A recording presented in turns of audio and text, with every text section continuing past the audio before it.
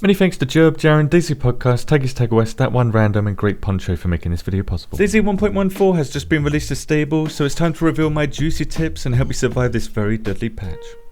It's much more efficient to disinfect rags and use them than it is to treat stage 1 wound infection. Sunglasses will now stop glare from the sun on vanilla and cause a tint depending on the colour that you choose, but will darken your vision at night. Heli-crash sites will now play a sound when spawning, which you will hear if you're within 1,000 meters of the crash. Gas pump explosions do significantly less damage in this patch, inflicting around 35 health damage per explosion. However, because they can one-shot infected still, it means you can use gas pumps safely to kill groups of infected. Bushes in patch 1.13 would absorb all of the damage of a grenade, but now they don't. If you want an infector's vest or backpack, use a stealth attack to not damage the item that you want. All of these locations can now be randomly attacked with deadly gas clouds. If you hear this sound, the area you're in will be hit by one of these gas clouds in 1 minute. Without these 5 pieces of NBC gear and one of these 3 masks, you would die in 2 minutes if you don't get out of the gas cloud. Placing a filter or a combat mask on your hotbar will allow you to see how much of your filter is remaining. If you do get gas poisoning, you can cure it with the pox injector or a clean blood bag. Instead of using a blood test kit on a blood bag to find out the blood type inside the bag,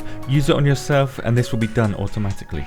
You only need to use around 25% of a full blood bag to cure yourself from gas poisoning. The new pox injector can also be used to revive unconscious players, which the EpiPen now does once again. Like the shovel, it's possible to build fences with the farming hoe. If you're confused by which containers can and can't be opened, it's the ones with the white locks on that can't be opened. Bears are more than twice as difficult to kill in this patch. If you are going to kill one, have a plan. Ruining a bear trap won't stop it from triggering if you step on it, and nor will trying to jump over one. It's also not possible to jump over a landmine, but you can jump over the newly re-added tripwire.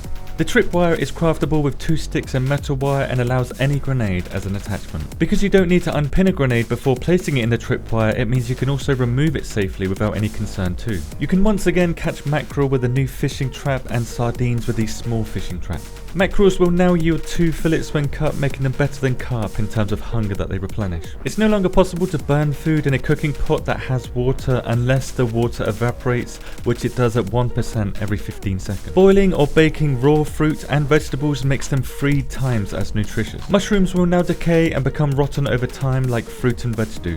Hip firing versus ADS doesn't impact how recoil or sway works on a weapon, only the attachments do. Melee weapons will now drop out of your hand and onto the floor if they become ruined, and will inflict no damage if you try to use them. If you kill someone that's swimming in water, you won't be able to loot them because you can't open your inventory in water. Bonus tap! If you put an empty filter on a gas mask, you can roleplay a 62-year-old chain smoker.